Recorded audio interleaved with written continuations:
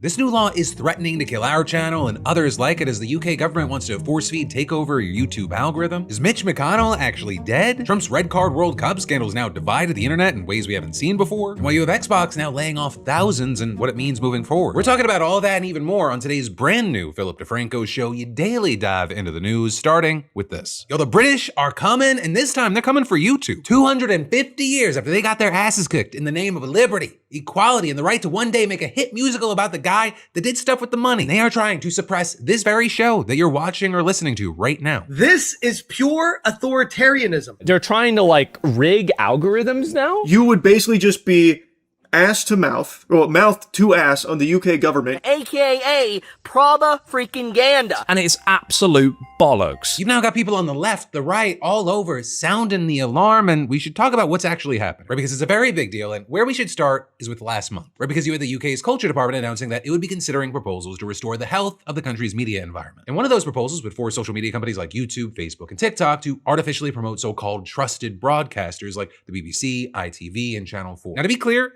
this is just the public consultation period, meaning that the public is invited to give their input until September. And so this technically is not actually a law yet, but you had the UK's media minister coming out and basically threatening platforms if they do not comply. It's saying that, well, he hopes that they work with the government to reform the algorithm voluntarily. Legislation could be used if it's needed, and adding the ball is in their court. And so one of the things you have right now is that YouTube's put out an alert to creators, warning them about what's happening, urging people to protest. You have them criticizing what it calls a prominence regime, since the proposal calls for rules to give public service broadcasters more prominence in feeds and search results. And you have YouTube pointing out that boosting some sources necessarily means suppressing others, which would severely limit the ability of independent creators to grow. And so you've got them trying to organize a resistance movement under the hashtag Keep YouTube Yours. And so right now you've got a number of different reactions out there. Also, I'll say when you go online, the vast majority, whether it be kind of from normies to conservatives, they seem to be very much in arms. The heart of YouTube, and any media for that matter, is the viewer. It's always been about what the viewer wants to watch. They simply don't want to watch your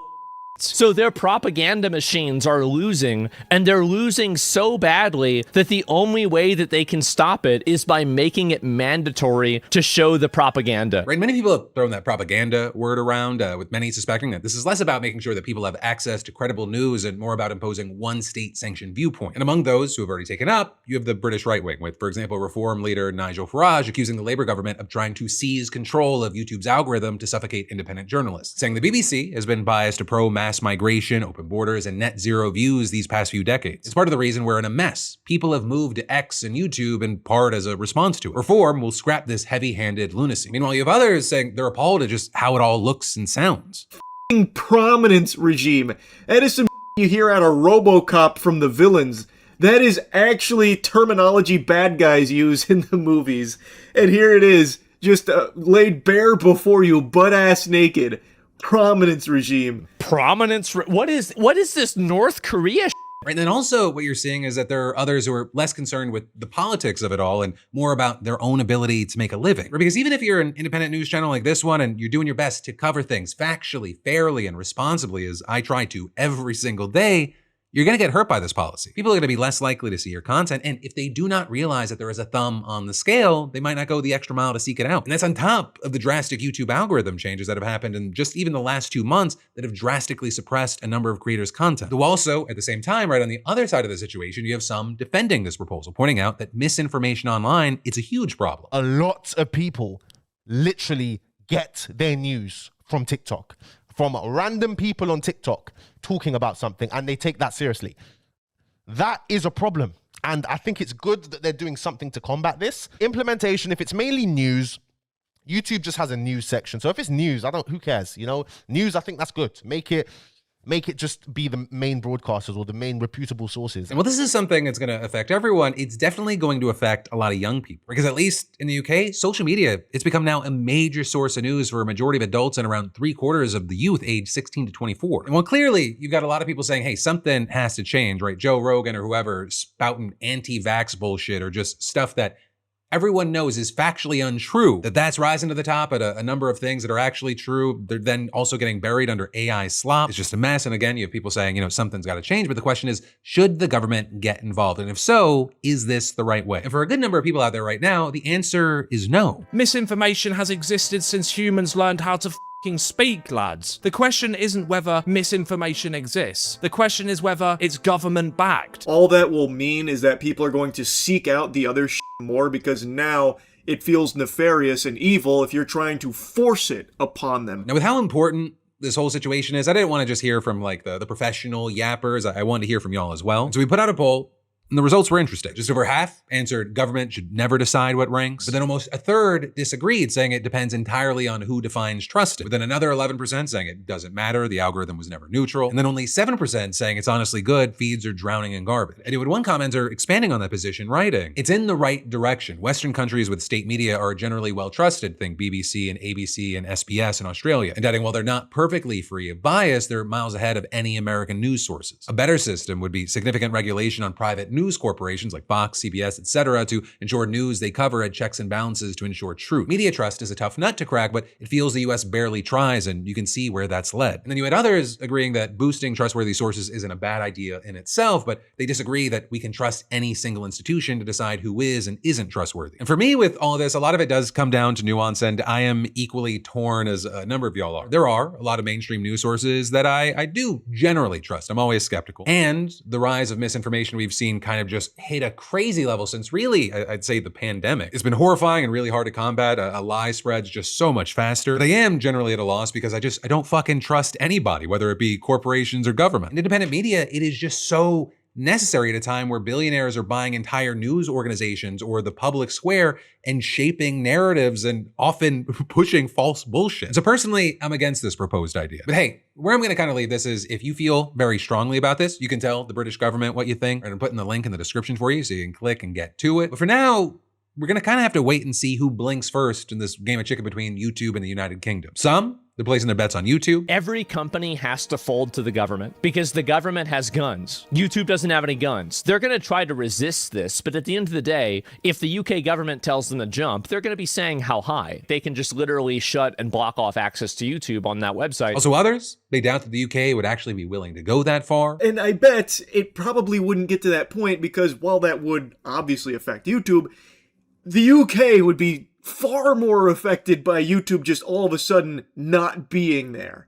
The data that I've seen in terms of YouTube consumption in the UK, it's very high. But also, you're seeing big vocal creators like Moistcritikal putting his chips on YouTube, having a spine made of jelly. And if the UK government tries to big dog them, I think there's a really good chance YouTube just grovels like, oh my goodness, we're so sorry. We didn't mean to be so rude. Yeah, we'll boost them. So we'll turbo boost all of your trusted sources. Oh my goodness. But hey, two things. One, what are your thoughts, reactions, opinions, predictions, all that good stuff? Let me know in those comments down below. And two, if you want to make sure you do not ever miss an episode of The Philip DeFranco Show, I highly recommend you go subscribe at philipdefranco.com. It's a Substack, it's an email list, but most importantly, it cannot be suppressed. If you're in North America, you can also join the text line at 813-213-4423. I really only use that when YouTube is suppressing me even more than they've been doing lately. But yeah, for now, we're gonna have to wait to see how this truly pivotal moment plays out. And then also, speaking of governments that are trying to strong-arm organizations, I'm so interested to see how this story is gonna age. You might be seeing one of the biggest scandals in World Cup history playing out right now, and you have Donald Trump to thank for it. Because if you've been living under a rock, you might not know that the World Cup is happening. It is both as exciting and momentous as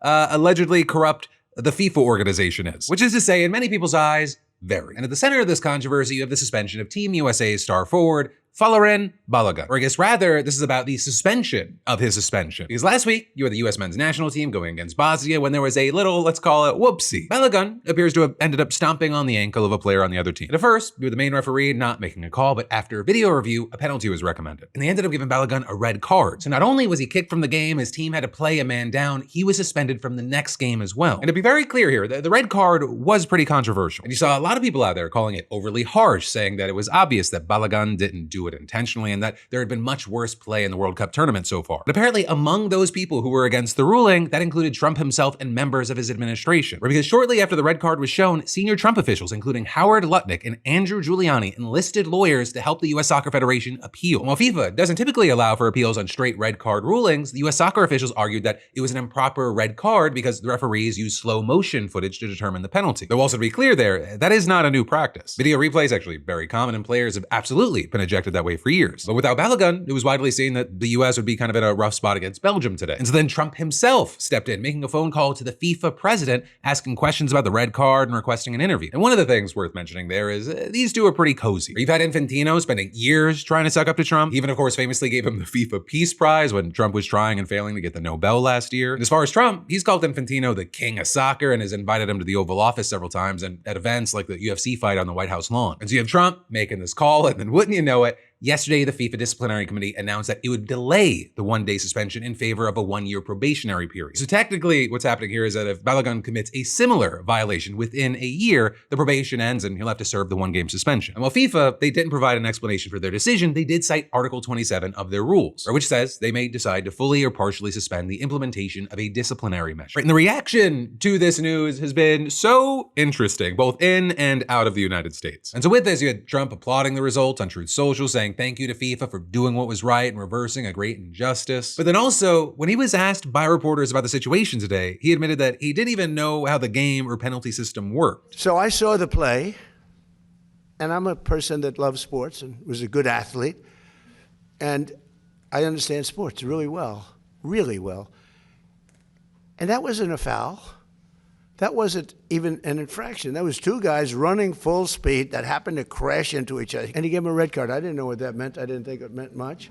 Then I started hearing that means he can't play in the next game, at least in the next game. It's one thing to penalize somebody for the game, but how do you penalize them for a game that hasn't been played yet? It's very unfair. You can't do that. So, yes, I asked for a review by FIFA. Now, before we get into the reactions to that and the reversal itself, and trust me, there are many, we should talk about how unique this whole situation really is. Because like I said, FIFA doesn't allow for appeals on their straight red card rule. And this is actually the first time since 1962 that a red card during the World Cup hasn't resulted in a player serving their suspension. The last time you had it was the Brazilian government at the time intervening and asking FIFA to allow their star player to compete in the final against Czechoslovakia, despite the fact that he'd been sent off during the semifinals. And so this whole thing, it does have a certain deja vu feeling about it, and it sparked a lot of concern about political influence on the World Cup. Where you've got the coach of Norway's team asking about the precedent that this sets, saying, what about the next red card? What happens then? Is there going to be some committee somewhere that is going to take that card away? And saying it's a bad decision that will hurt the World Cup. And saying, I feel also sorry for the United States because if they win, that will always hang in the balance for it. And then online, you've got people saying things like, Trump getting Folarin Balogun unsuspended from the World Cup just shows you that everything he touches is illegitimate crap. Now, if the US wins the World Cup, it will be questioned. Thanks, Trump. And the president admits he doesn't know what a red card means, calls referees suspect, and confirms he personally asked FIFA to overturn it because it hit our best player. Corruption confessed on camera, a dysfunctional country hosting a tournament it doesn't understand and can't win without rigging. The US has nothing left to do in football. Though definitely no one's more outraged than Belgium's team, right? They're set to play the US tonight, and they only had 24 hours notice that Balogun would be playing. Right? You had their manager saying this is something you'd see on April Fool's Day and adding, the Belgian Federation does not defend itself. It does not protect the national team. She defends football in general. She defends her integrity, her ethics. And you had a statement from the Royal Belgian Football Association saying FIFA broke its own rules and left itself open to legal action. And adding, in order to safeguard the legitimate rights of all participating teams and to protect the fundamental principles of fair play in our sport, both at this World Cup and at future editions of the tournament, the Belgian FA is investigating all potential options. So then in response to Belgium, you had a lot of people sounding off, including the likes of Dave Portnoy saying on Twitter, when you declare neutrality in every single world war like Belgium has done and rely on the United States to save your ass, you lose your right to complain about an overturned red card. Though you then also had other fans saying things like, no one in this country is actually upset that the nonsense red card against Balogun was overturned, saying it wasn't a red card to begin with. The people feigning anger are mad that Trump did the right thing and fought for our country and team, saying these people are insufferable and broken. And as far as the head coach for Team USA, he applauded FIFA's move and said in his mind, Balogun never even got the red card and playing one man down during last week's game was punishment enough. And while he didn't say whether he thought that it was right for Trump to step in, he did say that he wasn't surprised. And adding in the end, it's not that we're victims, but we're not the bad guys here. Right? And then as far as Balogun himself, he hasn't had much to say about all this. Right? He didn't react poorly when he was given the red card during last week's game. He even shook the ref's hand and talked to reporters afterwards. You had him saying while he didn't intentionally step on the other player. He was willing to respect the decision and added, "I never want to react out of anger and out of emotion," saying there's still lots of people we're inspiring, little kids, boys, and girls who are watching. We have to show the correct way to handle things even when you think it's unjust. So we also said that a yellow card rather than a red card probably would have been fair. And at least as I'm recording, he hasn't released a statement regarding the red card getting overturned and how that came to be. We did post a picture of himself on Instagram in front of a crowd of US fans over Michael Jackson's Bad, so you can dissect that as you will. And then there's more we got to dive into in just a minute, but first let me thank a sponsor and say, have you ever finally decided, okay, I'm actually going to make this doctor's appointment. But then you just end up spending the next 20 minutes on hold wondering if your symptoms might just kind of sort themselves out instead. But thankfully, I don't really have to deal with that anymore thanks to today's sponsor, ZocDoc. Because ZocDoc is a free app and website that lets you search and compare local in-network doctors all in one place. Whether you need a primary care doctor, a dermatologist, a dentist, or just someone more specialized, there are over 150,000 providers to choose from. And one thing I really like is being able to, read real patient reviews and detailed doctor profiles before I book instead of just crossing my fingers and hoping for the best. You can also see actual appointment openings and book instantly without waiting for someone to call you back. Most appointments, they happen within 24 to 72 hours, and sometimes you can even find same-day availability. And honestly, the biggest change for me is that I don't procrastinate nearly as much anymore. ZocDoc turns what used to be an annoying process into something that I can knock out in just a few minutes. So hey, your health matters and taking care of yourself shouldn't be complicated. Find and book the right doctor with ZocDoc. Just head to ZocDoc.com/Phil to get started and check your appointment off your to-do list. That's ZocDoc.com/Phil. And then diving right back into the news. Is Mitch McConnell dead? Is he on life support? Did his wife leave the country to avoid pulling the plug? Are Republicans scheming to avoid some sort of special election? What the hell is happening? Those are just some of the questions that are swirling around the internet because the senator's team has refused to basically provide any meaningful information about why he's been hospitalized for the last several weeks. Because on June 14th, you had a spokesperson for McConnell saying that the Kentucky senator had been admitted to the hospital but failed to give any additional details. And then about a week later, you had another spokesperson saying that McConnell wouldn't be voting in the Senate that week, but claimed that he was still working closely with staff on Senate business and Kentucky matters as he continues his recovery. But again, there was no mention of his condition or why he was even hospitalized in the first place. Right, and then last week you had multiple outlets obtaining emergency dispatch audio from an incident on June 14th. And there, responders could be heard providing CPR for an unconscious person who had undergone cardiac arrest at McConnell's DC residence. But McConnell's team refused to confirm those reports and just updated their statement to say that he was still in the hospital and that he continues to improve. And then today, when asked by a Huffington Post reporter if the senator was still conscious, his office refused to say, instead just providing the same statement as before, which then prompted them to run the headline, Mitch McConnell's office won't confirm if he's conscious. And as we've seen happen with just really so many other politicians who have kept their health a secret, the total lack of transparency, it's allowed wild rumors and speculation to go viral. You've got just so many people claiming that he's in a coma or brain dead, and that's why his team hasn't given specifics. With Laura Loomer claiming that a high-level source close to the White House tells her that, quote, Mitch McConnell is officially brain dead. He's not coming back. You had one woman who said she was a critical care nurse claiming that it was highly unlikely that he was participating in daily Senate business after suffering a cardiac arrest that required full resuscitation at his age and given his recent health events, adding that the statistical chances of a full recovery are slim to none and arguing that his constituents and the rest of America deserves the truth. You've also had a lot of people noting that his wife, Eileen Chao, went to China just 3 days after McConnell was hospitalized, a fact that just fueled even more theories. With that, including from Adam Cochran, who claimed if McConnell vacated before August 3rd cutoff, it'd be a special election and anyone can register as an independent. Right, noting this could include recently ousted Congressman Thomas Massie and arguing that a run from Massie would split the Republican vote, giving him, or maybe even the Dem, the chance at the plurality. But then also adding, if McConnell's seat is not vacated before the 3rd by legally stepping down or a signed death certificate, that it's too close to the next election and rules prevent a special election which bars any new registrations at this point. And you had him then going on to claim that because McConnell's wife traveled to China after he was hospitalized, the next of kin isn't available to sign off, and so the bar for ending life support is extremely high. And you then had him concluding, so all they have to do is drag their feet until August 3rd, then tell you that he didn't make it, and in turn block Massie from disrupting an otherwise safe Republican seat. Right, and I mentioned that because that just went super viral. And so there's a few things we've got to unpack here. First of all, it appears that Cochran's referring to a few different Kentucky laws. Right, and the first is a bill the state's Republican legislature passed back in 2024 that stripped the governor of their appointment powers when there's a vacancy for a Senate seat, instead mandating that a special election take place. And the second is a provision of Kentucky's constitution that says if there's a vacancy less than 3 months before an election, the office will be filled by an appointment. But the issue there is that the 2024 bill got rid of the governor's appointment powers, and while some argue that violates the state constitution, it hasn't been tested yet. And to make matters even more confusing, the 2024 2024 law is incredibly vague. It doesn't even specify exactly when the special election must be held. Instead, it just says that the governor needs to issue a proclamation declaring a special at least 56 days before it takes place, and candidates must file at least 49 days before. But there doesn't seem to be anything in the law that prevents a special election from happening within a set time frame of a general election. And so hypothetically, it seems like a special election could potentially be held after the general election, and the person who won would just hold the seat for the few weeks of that term. Now, whether or not that would actually happen, that ends up being a completely different matter, especially because the 2024 law is vague, it's totally untested, and potentially even illegal under the state constitution. And then making this extra unique is McConnell's already said that he's resigning at the end of his term, and the general this November, it's set to determine who's going to hold his old seat for the next 6 years. And to that point, when you take a step back from all the technicalities, there are also a number of logical flaws to Cochran's argument. One, even if there was a special election, the person who won would only hold the seat for a few months at the very most, so why would McConnell's team, the Republicans in general, or whatever powers that be, keep him alive just to prevent that from happening? Then there's also this idea that his wife might be in China so that she doesn't have to decide to pull him from life support, which would require her to stay out of the country for weeks. Now, you did have Cochran trying to explain his legal justifications in a lengthy tweet yesterday, but he also didn't really address some of the outstanding issues, and he still insisted that the August 3rd cutoff was legally relevant. But also, that was after his initial post went absolutely viral and was spread all over the platform. And you've seen plenty of people across the political spectrum echoing his claims, including those from the far right, like MAGA activist Kylie Jane Kremer, who posted on Twitter, "The rhinos in power can't afford for that to happen, which is why this whole situation feels like Weekend at Bernie's. Weeks have gone by with virtually no meaningful update on the condition of a sitting U.S. senator. The lack of transparency has been outrageous and has left people wondering whether he's being kept on life support or whether the full truth simply isn't being told. Has he already passed?" With her adding, "Something about this entire situation doesn't add up, and the American people deserve answers." And at the very least, I will agree with that last part. The American people do deserve answers. We've seen this man freeze. We've seen this man just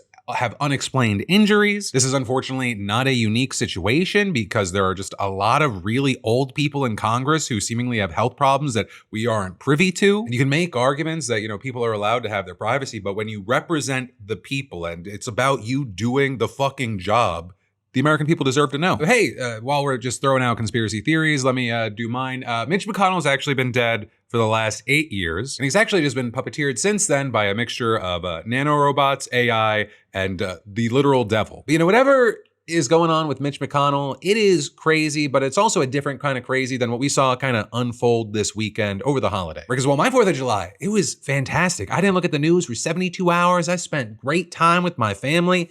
At the same time, you had mobs, mass arrests, dozens shot, and several killed. And while an uptick in violence around the holiday, it's not exactly new. This year, we were kind of left wondering whether future celebrations could be even more deadly. Right? And that's in part because Trump is in the process of tearing apart hard-won gun control measures. And also, whether you know it, at least one of the proposed changes will likely directly benefit his son. But where we should start regarding the chaos this weekend is in Newport Beach, California, because that ended up being a good example. You reportedly had illegal fireworks, street fights, and looting. You had police saying afterward that they arrested over 400 people, and you were the head of the local police association claiming in a post on social media, a large group of agitators invaded Newport Beach, spurred on by an alleged TikTok takeover. These persons came to our city with the intent on causing harm, injury, and destruction, bringing harassment, disturbances, and mayhem. Right, and that, as you had another alleged teen takeover in Florida, and that one ended with a 19-year-old being shot and killed, while 6 others from 16 to 26 were also shot, and they wound up recovering from their injuries at various hospitals. And ultimately, across at least 9 states, including Florida, but also New York, Texas, Illinois, Arizona, Indiana, Tennessee, Michigan, and South Carolina, more than 50 people were shot over the weekend with at least 6 killed. And again, this is not entirely out of the ordinary. July 4th and July 5th, they are consistently the most violent days of the year in the United States. And if you were wondering, like I was, what is the second one?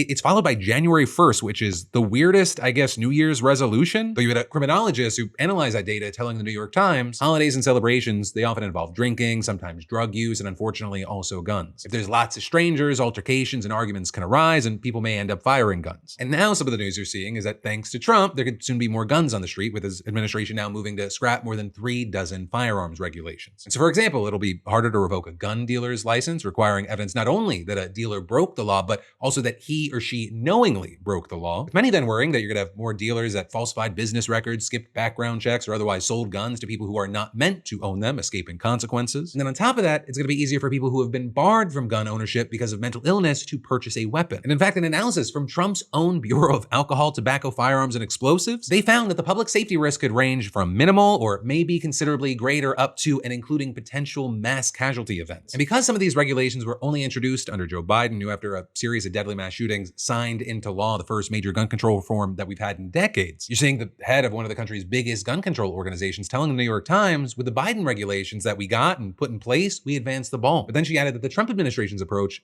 takes us back 100 years, saying it's really decimating ATF's ability to regulate this industry. Though as far as the White House, you had an official accusing the Biden administration of going around Congress to restrict gun rights. And this administration, like, since the beginning, they've been working to undo Biden's changes. I mean, early on, for example, they ended Biden's so-called zero tolerance approach toward gun dealers who broke the law. And now they're also challenging gun control measures that Democrats have passed at state and local levels. And you also have other government agencies doing their part. Where Trump's Health and Human Services Department, it's slashed funding for research into gun violence prevention. Also the Postal Service, they've proposed allowing people to ship handguns in the mail, something that really stands out because Trump Jr., he has a stake in a company aiming to become the Amazon of guns. Right, it's aptly called Grab a Gun, and Trump Jr. got involved shortly after his dad got elected to a second term. You end up making a deal with the company to serve as a consultant in exchange for 300,000 shares of stock, or just over 1% of the company's value. Though since then, his shares, which were worth around $5 million, they've dropped to around $700,000. Though, if this rule goes through, those shares, wouldn't you know it, could skyrocket. Right, you've got the ATF projecting that half of all gun buyers, nearly 3.3 million people a year, would eventually use the home delivery method. And with that, you've got gun control groups arguing that shipping millions of firearms to buyers' homes, it's going to make it far easier for anyone who wants a gun to get a gun, no matter what other protections are supposed to be in place. And while these rules, right, many of them, they still have to be finalized. Some are still in the public comment period. Others, they might face legal challenges. Gun control advocates, they argue that this is ultimately putting the US on a path that is going to lead to more people dying. You've got the head of another major group saying these guns are going to start to percolate back out into the community over the next couple of years, and adding, I sadly expect that we will see an increase in violent crime. Though of course I say that as the levels of violent crime in this country, they're already exceptionally high compared to similarly wealthy countries. And then for your final block today, we've got more news you need to know quickly, and it actually starts with, you know, that 9th and final shooting? It happened when an NYPD officer was shot in the back 10 days before he was supposed to retire. And apparently it was friendly fire. It all happened yesterday in Brooklyn, a little after 4 a.m. The officer, Robert Carroll, he was sitting in an unmarked car with 3 other cops. Reportedly, they'd all been reassigned to the area just a few hours earlier to help with the city's 4th of July violence reduction plan. Right, and what you had is that a block away from where they were parked, an 18-year-old was caught on CCTV walking around with a gun in his hand. But apparently a few minutes before his run-in with the cops, he was also caught on camera pointing the gun at a man outside of a nearby deli, and reports say he even took a shot at an Uber that was driving by. Well, there's no body cam footage to prove what exactly happened when that guy came across Carroll and the other officers. According to NYPD Commissioner Jessica Tisch, he approached the car and they all got out to engage him, and at that point, the gunman opened fire. And he reportedly kind of just sprayed on top of Carroll. There was another officer injured, though we aren't sure if that one was also friendly fire or not, and he hit their car at least 7 times. And that's when you had 3 officers shooting back, and apparently one of those shots hit Carroll. And with that, the gunman ended up still actually getting away. Though, I'll say not for long, because he made it a few blocks before then, officers eventually caught up, they tased him, and they got him in cuffs. And as far as what else we know,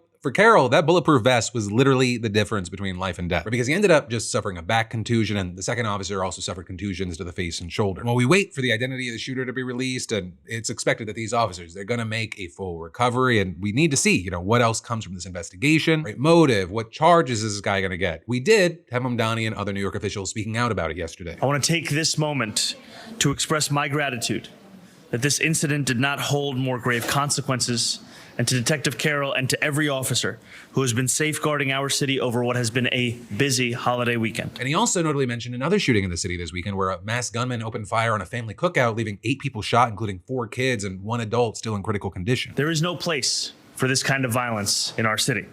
We will not tolerate it, and we will fight it with every single tool at our disposal. Let us also recommit ourselves to the work of building a city where every celebration is safe and every holiday is joyful. You then also have the news about the search of 18-year-old Nolan Xavier Wells, who disappeared this weekend during a celebration on Horn Island in Mississippi. So the biggest news there is that the search team announced this morning that they found a body. And while that body, it still technically, as of recording, hasn't been identified, you have Jackson County Coroner Bruce Lind saying there is no reason to believe it is not him. And you had his mom posting on Facebook saying their family is absolutely devastated and asking for space to grieve. Because while the details, they're slim, what we do know is that Wells sailed to the island with a group of friends. You've got officials saying that he was last seen around 3 p.m. hanging out with a girl, and really, after that, nothing. So then his parents were specifically asking for more information from anyone who may have seen him after 4:30 that afternoon. They've been out there themselves looking for him. Officials launched a search as well, both on land and water. And while we're waiting now to see if there's confirmation that this is his body, you've got people online letting people know they have their suspicions. You've got a lot of people out there saying they're skeptical or feel unnerved about a group of white friends who returned safely without the only black kid they went boating with. Others saying things like, I never want to see white folks questioning the black community on why so many teach their children to not be the only black kid in the friend group ever. But I do want to know, like right now, none of his friends have been officially implicated in Wells's disappearance so far. Though I also understand that the optics of this have raised red flags for a number of people. And you've got some people comparing it to the Tamla Harsford case, a few years back. She was found dead in her friend's backyard after going to a sleepover where she was apparently the only black woman in the group. But hopefully we get an official confirmation with all this soon. And then your final bit of news today is that Xbox actually just announced this morning that they are cutting 20% of its gaming division, removing studios, and completely restructuring. And they're somehow still getting praise. Right? So that means that by the end of next year, they will have 3,200 less positions, with 1,600 of those happening today right now. And on top of that, you had Xbox's new CEO, Asha Sharma, saying that its studios would be refocusing their efforts on proven IPs and games, which is normally code for canceling projects and shuttering studios. So that is also where the silver lining comes in, because at least 4 studios, and possibly more across the next year, are going to be going independent, or they're in talks to be sold off. So that means that despite the mass layoffs, no studios are actually being shuttered, and Xbox confirmed that no games are getting canceled, which if you're familiar with this space, it's a pretty rare thing in the gaming world. Because normally